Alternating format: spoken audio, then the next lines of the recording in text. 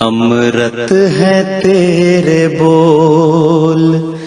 تو پیغام زندگی، امرت ہے تیرے بول تو پیغام زندگی، تیرے سوا نہیں کوئی آواز وقت کی، تیرے سوا نہیں کوئی آواز وقت کی۔ بسم اللہ الرحمن الرحیم۔ ناظرین اکرام، السلام علیکم ورحمۃ اللہ وبرکاتہ۔ الحصار کے پلیٹ فارم سے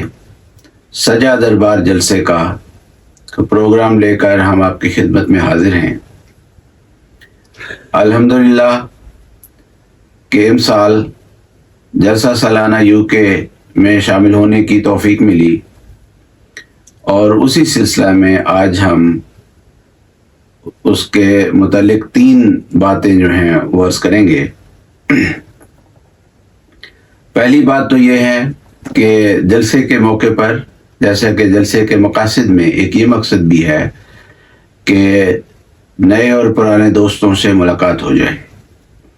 تو ہم نے بھی اپنے نئے اور پرانے دوستوں سے ملاقات کی، اور اس دفعہ اس چینل کے حوالے سے نئے اور پرانے دوستوں نے بہت سے دلچسپ تبصرے کیے اور بہت سی دعائیں دی، تو میں نے ان سب کو وہاں بھی جزاکم اللہ تعالی واحسن الجزا کہہ دیا، اور آج پھر اس چینل کے ذریعے بھی ان سے عرض کرتا ہوں کہ جزاکم اللہ تعالی واحسن الجزا۔ لیکن ایک شخص کا ذکر بطور خاص علیحدہ سے کرنا چاہتا ہوں، اور اس کی وجہ یہ ہے کہ ہو سکتا ہے باقی سننے والے اور دیکھنے والے جو ہیں وہ بھی ایسے ہی سنتے اور دیکھتے ہوں، لیکن اس نے اس بات کا ذکر کر دیا تو مجھے بہت اچھا لگا، تو میں سوچا کہ اس کا ذکر ممتاز طور پر کرنا لازمی ہے۔ ایک محاورہ بچپن سے سنتے آئے ہیں کہ پرائی شادی میں عبداللہ دیوانہ، یہ محاورے کی حد تک ہی تھا، کبھی کسی عبداللہ دیوانے سے ملاقات نہیں ہوئی تھی، لیکن اس جلسے پر عبداللہ دیوانے سے ملاقات بھی ہو گئی۔ واقعہ یوں ہوا کہ جلسے کی کاروائی ختم ہونے کے بعد غالباً یہ پہلا دن تھا یا دوسرا دن تھا،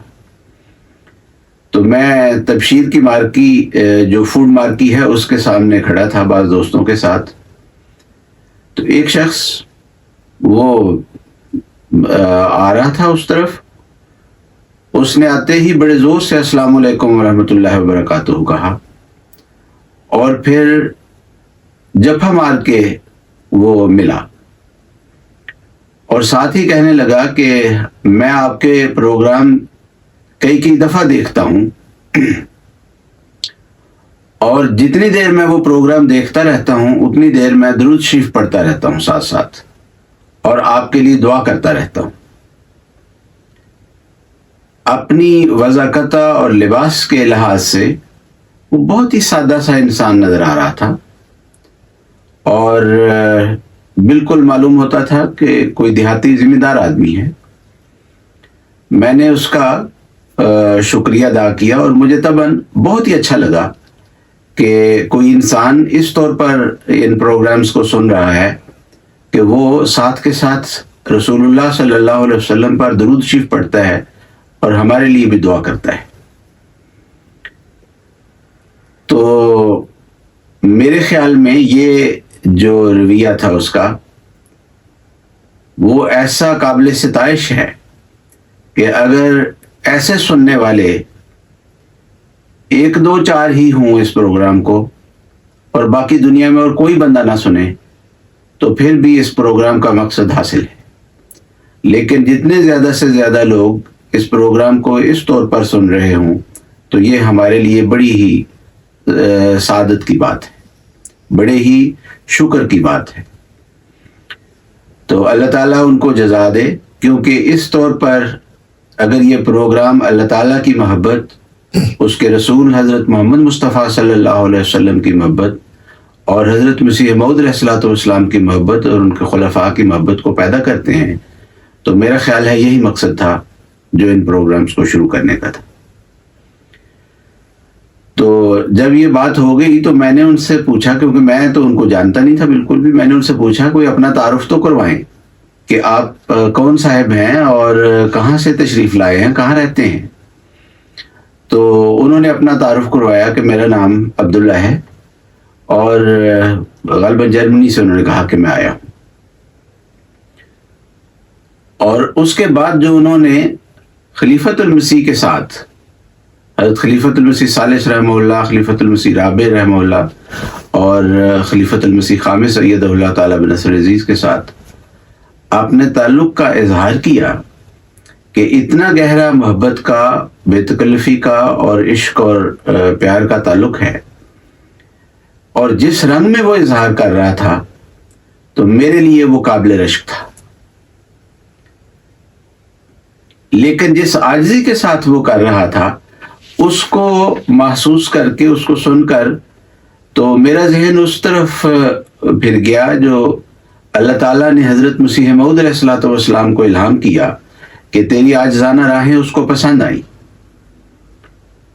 تو میں نے سوچا کہ یہ شخص جو ہے،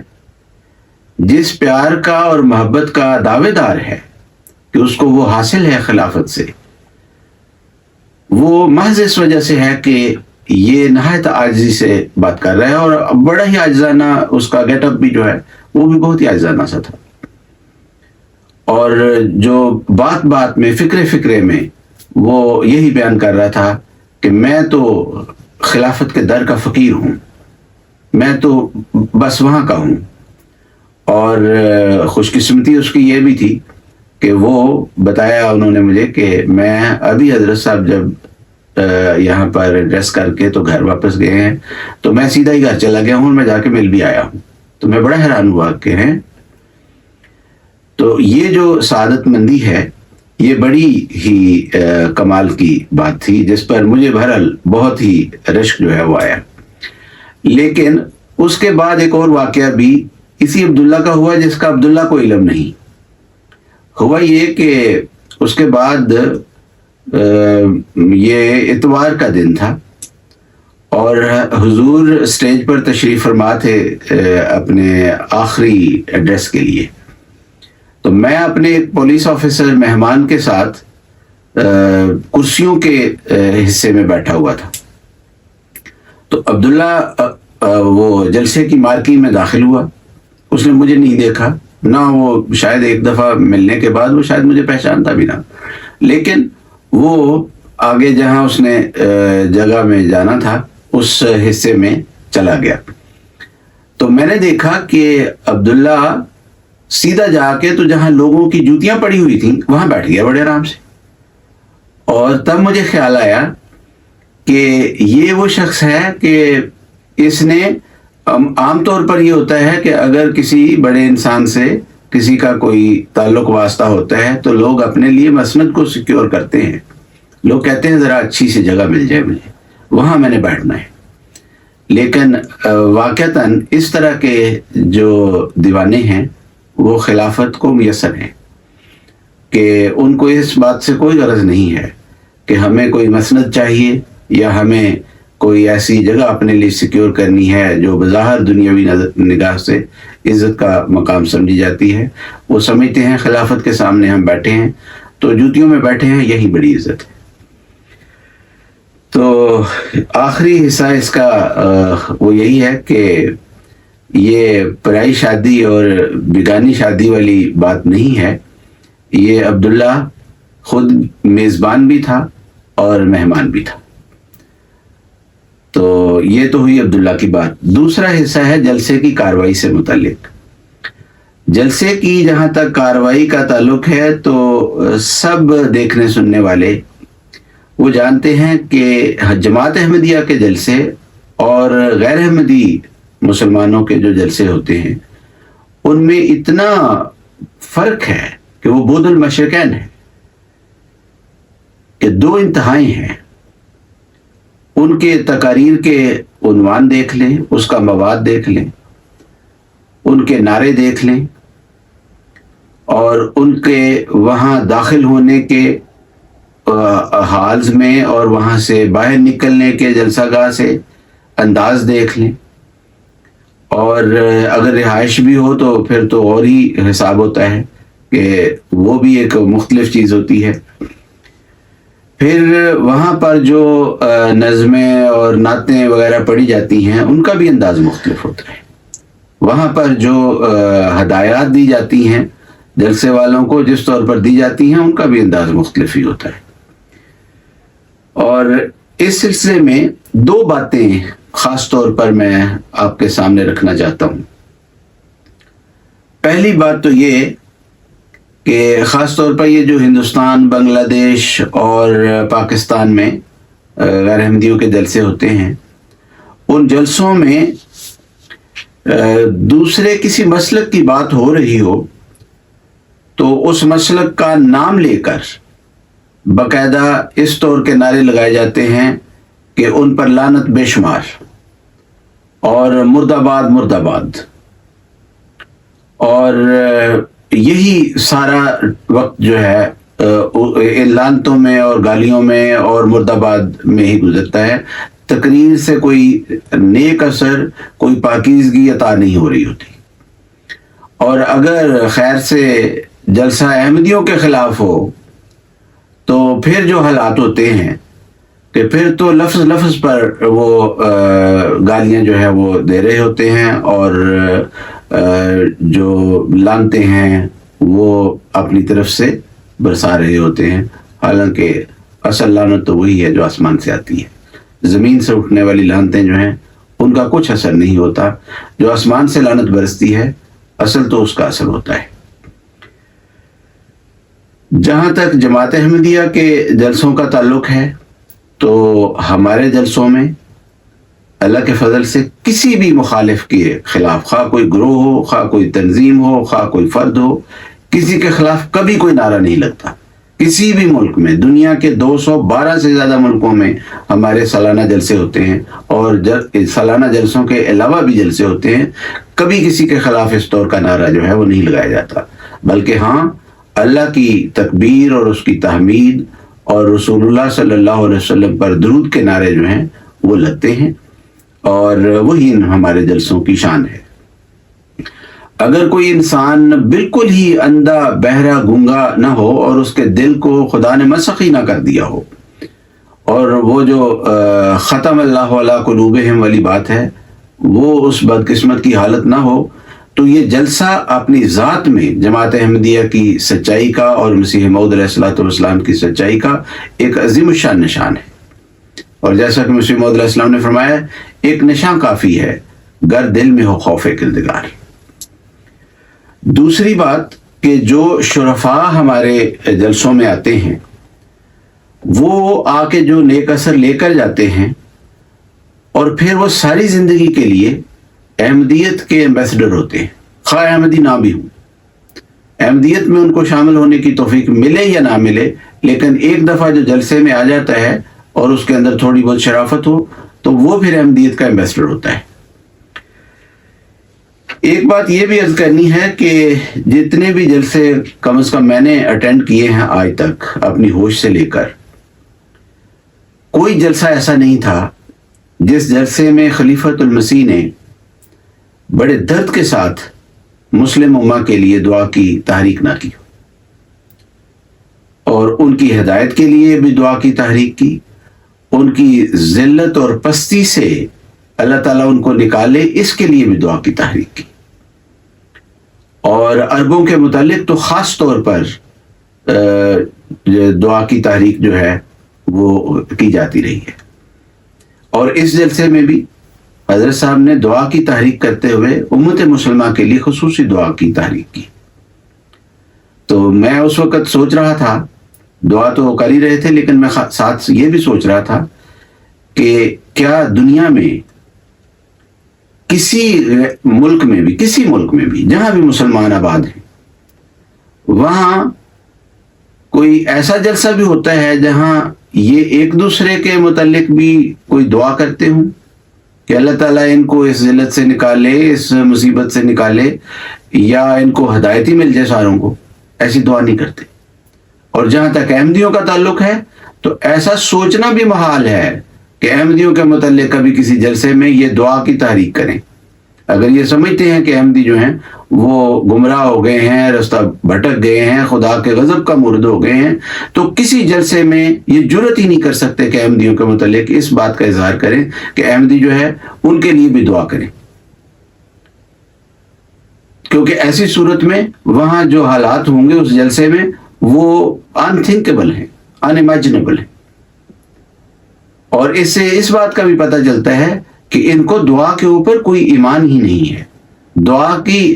تاثیر سے یہ بالکل واقف ہی نہیں ہے کہ دعا کیا چیز ہوتی ہے۔ یہ دو کردار جو ہیں، یہ دو جلسے دراصل دو کرداروں کو ریفلیکٹ کرتے ہیں، اور بظاہر لوگوں کا اکٹھا ہونا، بظاہر تقریروں کا ہونا، نعروں کا لگنا، سب کچھ مماثلت اس حد تک تو ہے ظاہری طور پر کہ جلسے بھی، اکٹھ بھی ہے، تقریریں بھی ہیں، نعرے بھی ہیں، لیکن اگر غور سے دیکھیں گے تو وہ جو فرق ہے دونوں جلسوں میں وہ زمین آسمان کا فرق ہے۔ اس لیے حضرت مسلم موعود رضی اللہ تعالیٰ عنہ نے ایک موقع پر اسی طرح کے مضمون کو بیان فرماتے ہوئے فرمایا کہ تمہارا خدا اور ہے اور ہمارا خدا اور ہے، تمہارا قرآن اور ہے اور ہمارا قرآن اور ہے، تمہارا رسول اور ہے اور ہمارا رسول اور ہے۔ اور بدقسمت ملاؤں نے ان فکروں کو پکڑ کے بھی آج تک اسی پر اعتراض کرتے چلے جاتے ہیں کہ دیکھو یہ ہمارے والے اسلام کو نہیں مانتے، ہمارے والے قرآن کو نہیں مانتے، ہمارے محمد مصطفیٰ صلی اللہ علیہ وسلم کو نہیں مانتے، ہمارے خدا کو نہیں مانتے۔ تو ان کو وہ بات سمجھ ہی نہیں آئی کہ وہ کیا بات ہے۔ یہاں آج کسی دوست نے ایک شعر کی اخبار کا تراشا، جنگ لندن کا، اور اس میں جلسہ سالانہ یو کے کی رپورٹ جو چھپی تو بڑی مثبت رنگ میں چھپی ہوئی تھی، اگرچہ وہ کسی احمدی کی اس طور پر لکھی ہوئی تو نہیں ہو سکتی کیونکہ جس طرح کے ذکر تھے، بہرحال ایک رنگ میں مثبت ہی تھی۔ تو اس کو پڑھ کے مجھے یاد آیا کہ وہاں پر اس میں جنگ لندن میں تو احمدیوں کو مسلمان کے طور پر ہی پیش کیا گیا تھا۔ تو مجھے خیال آیا کہ ایک زمانے میں سکھوں کی جب حکومت تھی ہندوستان پر تو انہوں نے اذان پر پابندی لگا دی تھی کہ جب مسلمان اذان دیتے ہیں تو ہمارا آٹا ناپاک ہو جاتا ہے، وہ خراب ہو جاتا ہے۔ تو پاکستان میں یہ ملا جو ہیں اور ان کے چیلے چانٹے یہ کہتے ہیں اگر احمدی کے ساتھ اگر احمدیوں کو احمدی کہو گے، مسلمان کا لفظ ساتھ لگانا تو بہت دور کی بات ہے، احمدیوں کو اگر احمدی کہو گے تو تب بھی ہمارا آٹا خراب ہو جاتا ہے، وہ ناپاک ہو جاتا ہے۔ ان کو ہم نے مرزائی لکھوانا ہے اور قادیانی لکھوانا ہے، اور یہی ان کے ساتھ کہنا ہے، ان کو احمد نام بھی نہیں رکھنے دینا۔ تو یہ بدقسمتی جو ہے کہ ان کا آٹا وہاں خراب ہو جاتا ہے اگر پاکستان میں کسی اخبار میں، کسی ٹیلی ویژن چینل پر اس طرح کا نام جو ہے وہ آ جائے۔ اور مجھے یاد ہے کچھ عرصہ قبل جیو نے بیچاروں نے وہ ایک اشتہار دیا تھا اور اس پر آ گیا تھا احمدی مسلمان تو، اور اس پر جتنی معافیاں مانگی گئی تھی جیو کی طرف سے اور جتنی وضاحتیں پیش کی گئی تھیں وہ بڑی ہی قابل رحم تھی۔ لیکن یہ آٹا خراب جو ہے یہ پاکستان میں ہی ہوتا ہے، یہاں مغربی ملکوں میں نہیں ہوتا۔ حالانکہ یہاں بھی ملا موجود ہیں، یہاں بھی ان کے چیلے چانٹے موجود ہیں، لیکن مجھے خیال آتا ہے کہ یہاں شاید موسم ٹھنڈا ہے اس وجہ سے آٹا خراب نہیں ہوتا۔ موسم تو ٹھنڈا ہے لیکن جو مذہبی منافرت کے خلاف قانون ہیں یہاں پر وہ بہت سخت ہیں، اس لیے آٹا یہاں پر نہیں خراب ہوتا کسی کا بھی۔ یہاں جنگ لندن نے اس کو شائع کیے ہے، ان کی مہربانی ہے، لیکن اگر وہ نہ بھی شائع کرتے تو باقی جو اخبار ہیں، جو باقی جتنے بھی میڈیا ہے، وہ سارے احمدی مسلمان ہی کہتے ہیں اور کسی کا آٹا خراب نہیں ہونے دیتے یہاں پر۔ ہم نے جلسے میں کیا دیکھا، یہ بھی ایک دلچسپ پہلو ہے اور خوبصورت ہے۔ ہم نے جلسے میں وہ دیکھا جس کو بیان کرنا بہت مشکل ہے۔ ہم نے جلسے میں احمدیت کی فتح کے نظارے دیکھے، وہ نظارے دیکھے جن کا حضرت مسیح موعود علیہ الصلوۃ والسلام نے اپنی پیشگوئیوں میں ذکر فرمایا ہے۔ حضرت مسیح موعود علیہ الصلوۃ والسلام فرماتے ہیں، میں کبھی کا اس غم سے فنا ہو جاتا اگر میرا مولا اور میرا قادر توانا مجھے تسلی نہ دیتا کہ آخر توحید کی فتح ہے، غیر معبود ہلاک ہوں گے اور جھوٹے خدا اپنی جھوٹی خدائی سے اپنے خدائی کے وجود سے منقطع کیے جائیں گے۔ فرمایا، قریب ہے کہ سب ملتیں ہلاک ہوں گی مگر اسلام، اور سب حربے ٹوٹ جائیں گے مگر اسلام کا آسمانی حربہ کہ وہ نہ ٹوٹے گا نہ کند ہوگا جب تک دجالیت کو پاش پاش نہ کر دے۔ وہ وقت قریب ہے کہ خدا کی سچی توحید، جس کو بیابانوں کے رہنے والے اور تمام تعلیموں سے غافل بھی اپنے اندر محسوس کرتے ہیں، ملکوں میں پھیلے گی۔ اس دن نہ کوئی مصنوعی کفارہ باقی رہے گا اور نہ کوئی مصنوعی خدا، اور خدا کا ایک ہی ہاتھ کفر کی سب تدبیروں کو باطل کر دے گا، لیکن نہ کسی تلوار سے اور نہ کسی بندوق سے، بلکہ مستعد روحوں کو روشنی عطا کرنے سے اور پاک دلوں پر ایک نور اتارنے سے۔ تب یہ باتیں جو میں کہتا ہوں سمجھ میں آئیں گی۔ حضرت صلی اللہ علیہ وسلم، ہمارے آقا و مولا نے ایک بہت ہی خوبصورت حدیث میں یہ بیان فرمایا کہ لیس الخبر کالمعینۃ، کہ سنی سنائی بات دیکھی ہوئی بات کے برابر نہیں ہو سکتی۔ جنہوں نے جلسہ دیکھا ہے انہوں نے احمدیت کی فتح کے نظارے دیکھے، اسلام کی غلبے کے نظارے دیکھے۔ وہاں پر انگریزی زبان میں بھی کہتے ہیں سینگ از بلیونگ۔ تو جس نے وہاں جا کے دیکھا ہے اس نے اس کو محسوس کیا ہے اور یقین کیا ہے کہ ہاں، وہ جو خبریں آج سے 100 سال 125 سال پہلے دی گئی تھیں وہ آج ہمارے سامنے، ہماری آنکھوں کے سامنے پوری ہو رہی ہیں۔ ہم تو آج بھی اسی طرح ایمان رکھتے ہیں جیسے پہلے دن سے اس بات پر ایمان رکھتے تھے، لیکن وہ جن کو بعد میں ایمان نہ رہا، جب وہ ایمان رکھتے تھے اس وقت ان کی کیا حالت تھی، ان میں سے ڈاکٹر سر علامہ محمد اقبال ایک تھے، شاعر مشرق۔ جب ان پر 3 زمانے آئے ہیں، ایک وہ جب یہ اسلام سے منحرف ہو کر یہ دہریت کی طرف اور کرسچینٹی کی طرف شاید جانے والے تھے، اور بالکل اسلام سے ایک رنگ میں اسلام کا نہ دفاع کر سکتے تھے نہ اسلام سے کوئی رغبت ایسی رہی تھی۔ اور پھر یہ جب احمدیت میں آئے تو اس وقت ان کو آئندہ زمانے میں اسلام کا غلبہ نظر آنے لگا۔ اس وقت ان کو قادیان میں اسلامی سیرت کا ٹھیٹھ نمونہ نظر آنے لگا،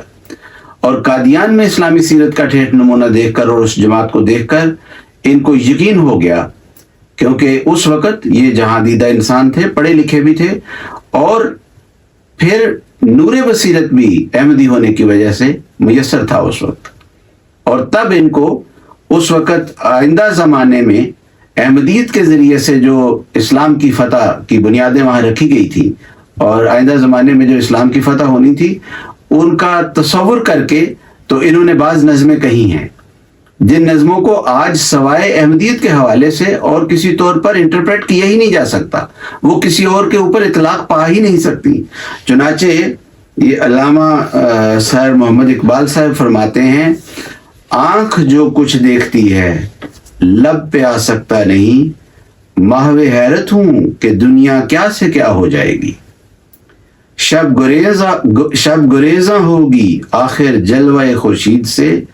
یہ چمن معمور ہوگا نغمہ توحید سے۔ یہ جو ابھی حضرت مسیح موعود علیہ السلام کا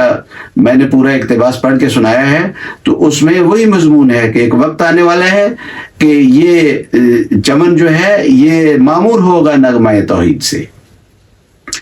تو اسلام کی فتوحات کا یہ جو تصور ہے یہ صرف احمدیت نے ہی پورا کیا ہے، اور احمدیت کے ذریعے ہی پورا ہو رہا ہے۔ باقی مسلم امہ جو ہے وہ تو ذلت اور نکبت کے جس اتھاہ گہرائی میں جا کے گری ہوئی ہے، وہاں تو اٹھنے کا کوئی سوال ہی باقی نہیں ہے۔ تو اس لیے جنہوں نے یہ جلسہ نہیں دیکھا وہ اگلے جلسے کے لیے اپنی نیتیں باندھ لیں اور ارادے کر لیں۔ اس جلسے میں ہم نے بہت سے نیک اور فرشتہ سیرت انسانوں سے بھی ملاقاتیں کی، اور گزشتہ ویڈیو میں، اب آخری حصہ یہ ہے کہ گزشتہ ویڈیو میں یہ ذکر کیا تھا کہ جب جلسہ قریب آتا ہے یا جلسہ ہوتا ہے تو خلیفۃ المسیح کس طور پر محسوس کرتے ہیں، کیسی محبت ہوتی ہے۔ تو آج کے اس پروگرام میں آخر پر ہم یہ ذکر کرتے ہیں کہ جن سے وہ محبت کرتے ہیں تو وہ کیسے محبت کرتے ہیں، وہ کیسے دیکھتے ہیں اس جلسے کو۔ میں نے اپنے ایک دوست سے، وہ پاکستان میں پوچھا، انہوں نے پہلی دفعہ جلسے میں آنا تھا، خود احمدی ہوئے تھے، پہلی دفعہ جلسے پر آنا تھا پاکستان سے، تو ان سے میں نے پاکستان میں ہی تھے جب، تو فون پر پوچھا کہ سنائیں کیسا محسوس ہو رہا ہے، جلسے پر آپ نے آنا ہے۔ تو انہوں نے کہا کہ ایسا محسوس ہو رہا ہے کہ جیسے بچپن کی عید کا انتظار ہوتا تھا۔ اور مجھے اس بات سے خیال آیا کہ واقعتاً بات تو صحیح ہے، لیکن عید کا جو تصور ہے وہ چاند کے بغیر ممکن ہی نہیں ہے، اور احمدیوں کا چاند جو ہے وہ سب کو پتہ ہے کہ احمدیوں کا چاند کون ہے، لیکن جو غیر احمدی ہیں سننے والے اور دیکھنے والے اس پروگرام کو، ان کے لیے بھی میں بتا دیتا ہوں، ایک احمدی نے اس چاند کی نشاندہی جو ہے وہ اپنے اس خوبصورت شعر میں کی ہے۔ وہ کہتا ہے، ہر ایک دل کی یہ خواہش ہے